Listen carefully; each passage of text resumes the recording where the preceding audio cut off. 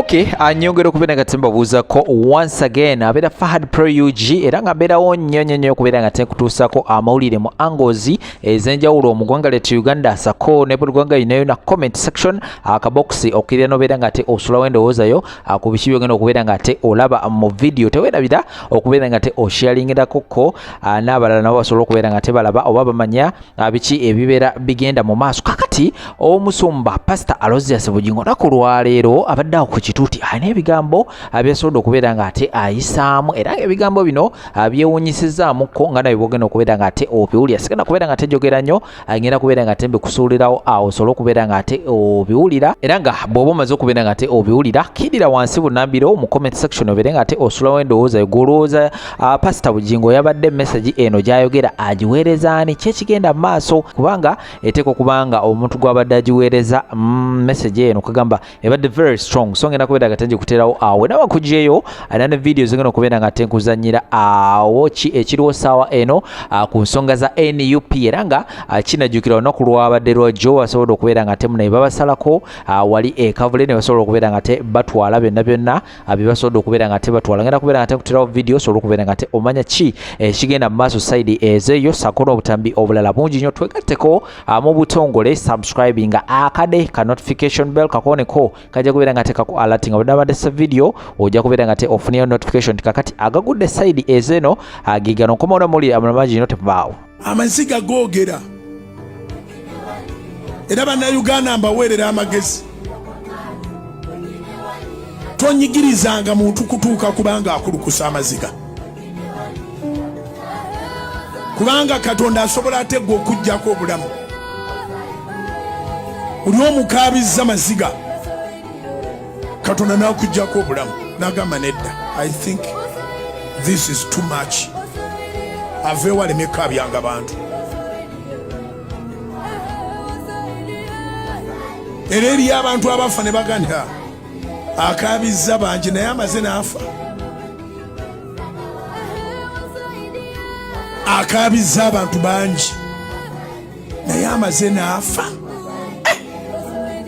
Katonda ayambye ensi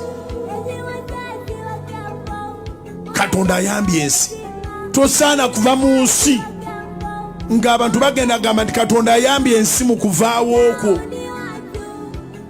Make sure that you don't cause people to cry. Amaziga googera simanyi nangeri gye nakutte ekkubo eryo naye amaziga googera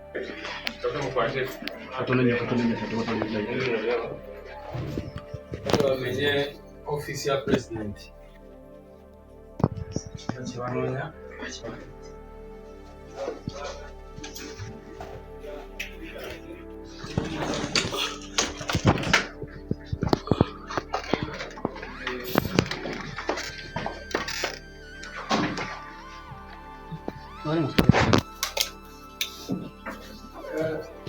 avoid touching.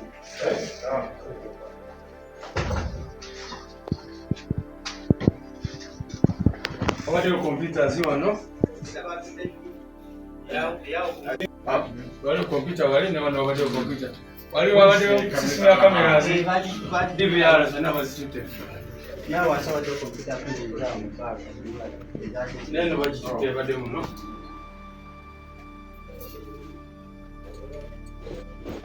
Wow.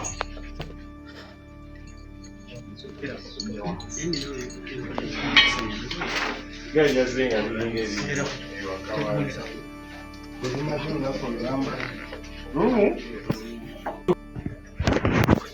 tuzinga bakyamaliza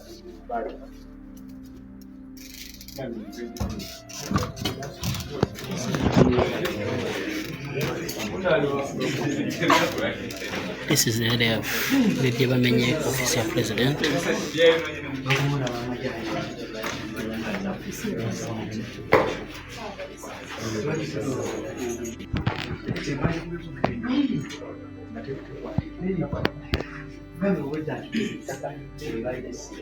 Okuva ekiro basuze naye bateese kumalira mayinja yasituse bwe yabadde yatandika I think we should get that exactly. This is the office of the Secretary General. This is the office of the Secretary General.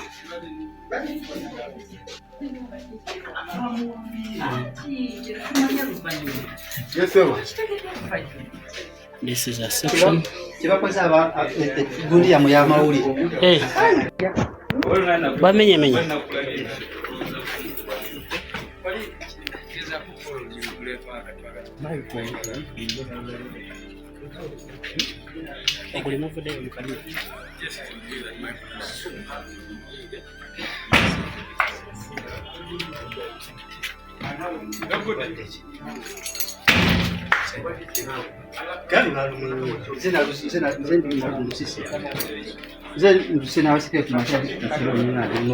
This is the account's office.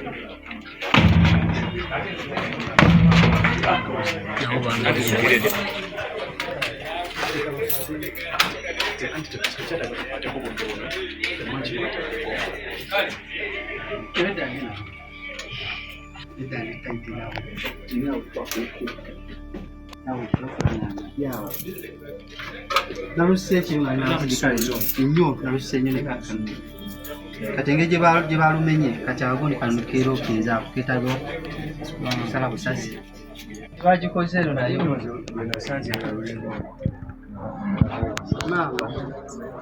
Accounts office, sente zonna. unayakuma Kale. This is the office ya Moli wa Gordon Fle.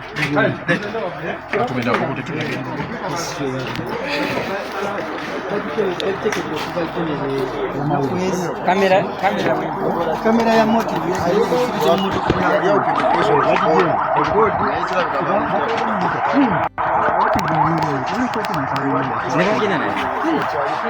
baje muna kaja kitikivu wakaisika amaji Nenga motive excellent kubasa kubana bisamu.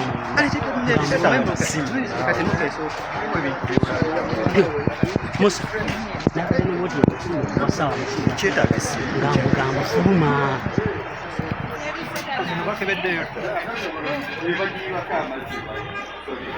So this is inside NUP. Motoka ezisinga ezibaddewo zonna bazimenye ne bayingira munda. So katugende mu ofisi y'amawulire. Kigamba nti ofisi y'amawulire bagiyisiza bulala.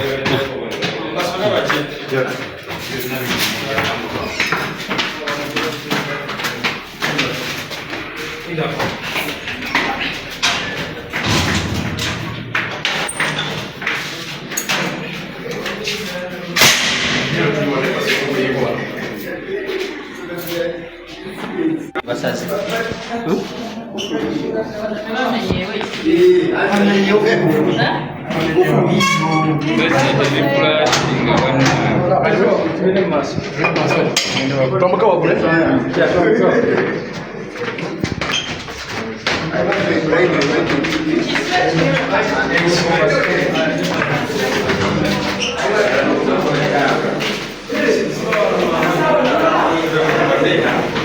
Senta kati gwe kiro kyonna gwe nga bakukoza ki?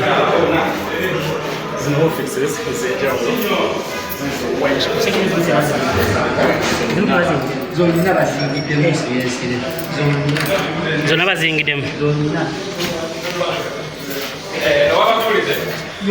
Twaligendedde ddala waggulu mu ofisi y'abamawulire ne tumaliriza n'ekyo. Era wakati wano BVR.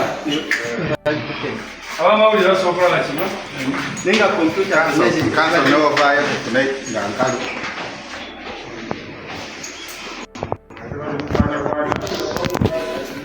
Ye embeera eri wano.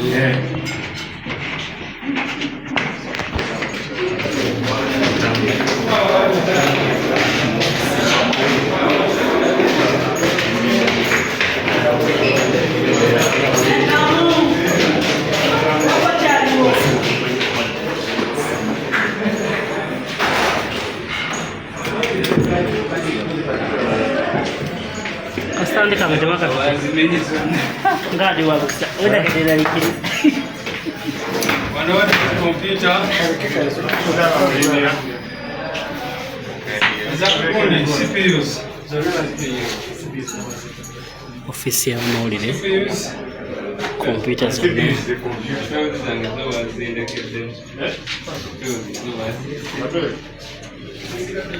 ofisi ya mawulire CPUs e kompyuta kati zino bino by'ebifaananyi byaseemu. This is a life. Ono twali tusinziira gyo okuwa ebifaananyi byonna nga tuliya na wabweru nga bw'olaba beekoze ekigenyi.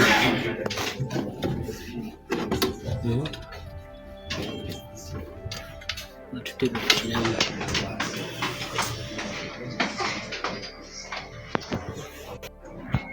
that is a life. Kyebategeeza okubangalira mu dictatorial government embeera eyo twagala kwebaza wano wetwali tusinziira gyo okubuulira byonna wetwali tusinziira gyo okubuulira byonna byebyadde bitambula. Kompyuta za ofisi ezezimu nazo siribasi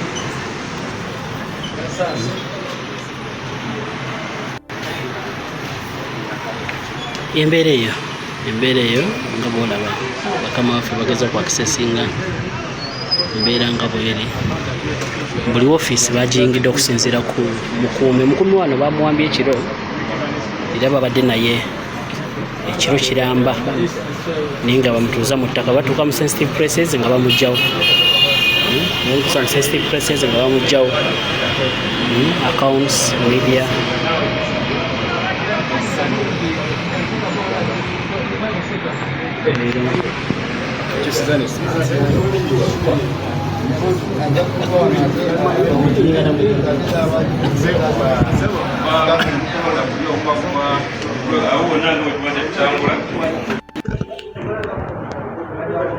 so olungi atukubira ku Geto TV y'embeera eyo. Office zino zonna baza akisesinze baziyingiddemu nga bwolaba kompyuta zonna bazitutte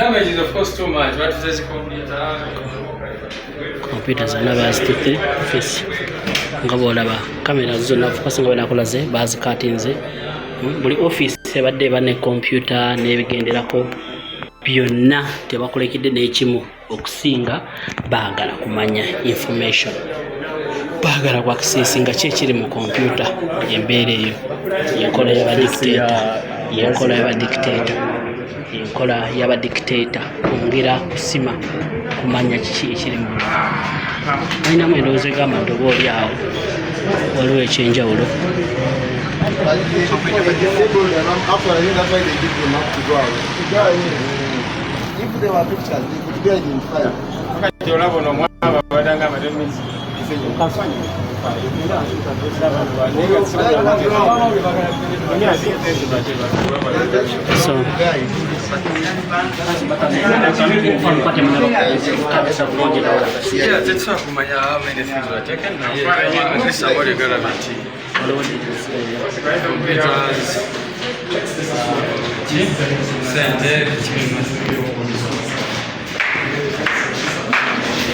So mulungi atugibira ku Geto TV embeera eyo tujja kuba buli kimu banga etali yawala tujja kutegeera damages obuzito bwazo bwezenkana okusinziira ku bakulu bano enkola y'emirimu gye bakozeemu.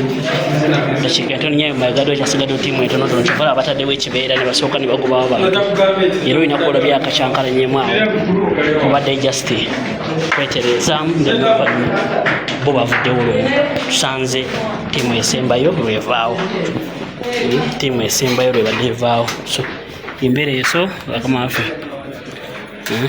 eno ye NUP munda abakye bakoze buli document weeri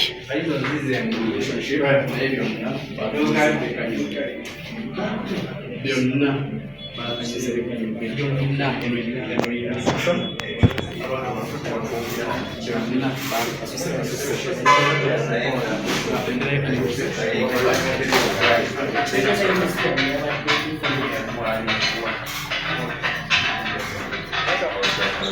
So embeera eyo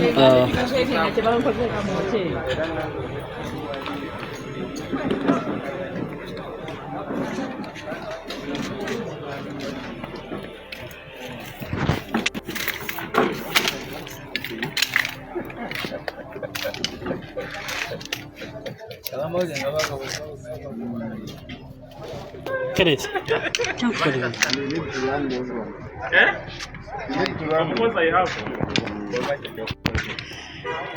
thank you for following us always. Mwebale nnyo abagoberera embeera eyo, twagala okwebaza nnyo mwenna betukolera wamu nabo, mwenna abantu bali mu diaspora following abantu abasoba mu 3,000 betubadde nabo naku lwaleero okuva etutandikidde Kamwokya tuli eno, tetukisobola for granted as around 900 people that are online. Thank you guys, YouTube, Facebook and other places. Twagala okwebaza nnyo basponsor baffe mwenna tutandika ne President of His Excellency Robert Kyagulanyi Ssentamu. Twagala okwebaza His Excellency Robert Kyagulanyi Ssentamu oye President waffe era ye main sponsor waffe. Ekibiina kya NUP n'obukulembeze bwatu bwonna tubwebaliza ddala kuba mwe muli bakabi obukulembeze bw'ekibiina. Mwebale nnyo, mwebale ddala. Twagala okwebaza Baka Kampala Bukyala Shamimu Malende munnamateeka, webale nnyo nawe gantigero tugende muweereze. Twagala okwebaza mukwano gwaffe era mwanyinaffe Honorable Alice Nanyongi Munyendo Mukungwe wali Masaka, nawe wagamata mugende muweereze eggwanga n'okwata mu nsawo noga nti datakaako. Mwebale nnyo, mwebalire ddala. Twagala okwebaza ssentebe w'ekibiina kya NUP Mubaga omukulu Kakooza Robert, mwebale nnyo, mwebalire ddala. Thank you so much nawe kuba nti oyimiriramu naffe. Twagala kwebaza mwanyinaffe Honorable Grace Kakooza wali ekibuga, webale nnyo nawe okuyimiriramu naffe n'abalala mwenna. Mukwano gwange agamba atya Honorable Nabata Namuli Joyce wali Entebbe Municipality, webale nnyo, webalire ddala. Kwata bukwasi twangwe naawe nambona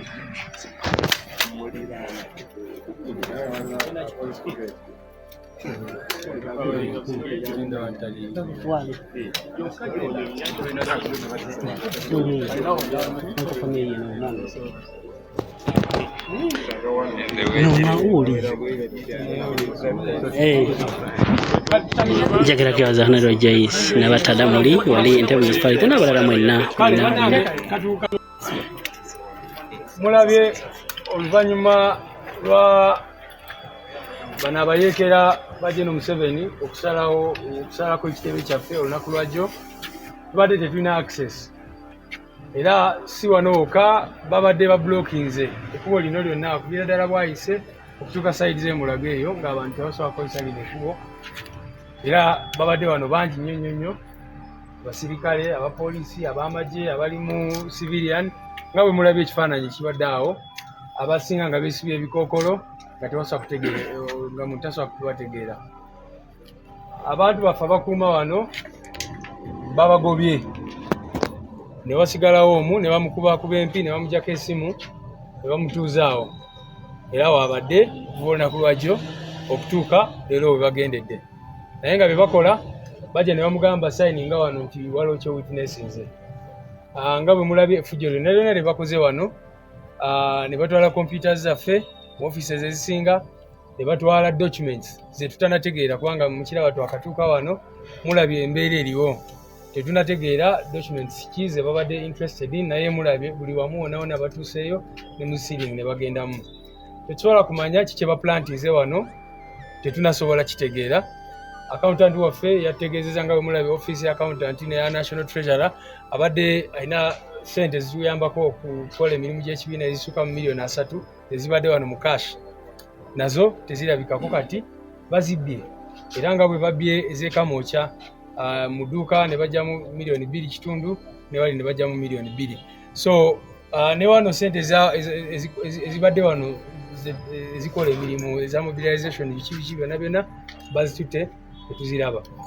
Batutte ensawo ne batwala bingi nnyo, registers ezimu tetubadde tulinako details zaffe ne batwala CCTV cameras nga bwe mulaba ne badestroyinga CCTV cameras zonna ne batwala internet infrastructure ne bagidestroyinga ne batwala n'obulala zicomputer bagenze nga bajjamu zi hard drive eziriko information yaffe era tebabadde wano kane mu kizimbe ekyo kyemulaba nakyo babadde bagenzeeyo mu kizimbe ekyo ekirala kyonna nakyo ne bacekingamu ne batwala byonna bye batutte. Of course tuvumirira bino ebikolwa nga bwe tubagambye eri ekamwokya kubanga tesobola kubanga search tebadde search kubanga teri official yenayina w'ekibiina gwe bategeezezzaako badde tebalina search warrant ate teri gwe bakkiriza okuwitnessinga ebibaddewo wano. So ebikolwa byonna bibakoze wano bimenya amateeka era tubivumirira ne sevumirira yenna. We have just been able to regain access to our offices here at Kavule. Since yesterday, as you know, they came and deployed all the way from Bwaise to Mulago and blocked access to this place. So today we said let's come because even in the morning they came and did the same thing. So we wanted to see the extent of what they took, ascertain for sure how much damage they have done at this point, because we have also just entered. We are just taking stock right now. But what we have been told so far from the accountant's office, all the money that was there, over 30 million shillings, was taken by these thugs. There are so many documents which they took away, as you have seen everywhere. They took almost all the CPUs from all the computers, all of them in these offices. Even where it was difficult, they just broke the CPUs to be able to access the hard drives. So, meaning that they wanted to take out all the information.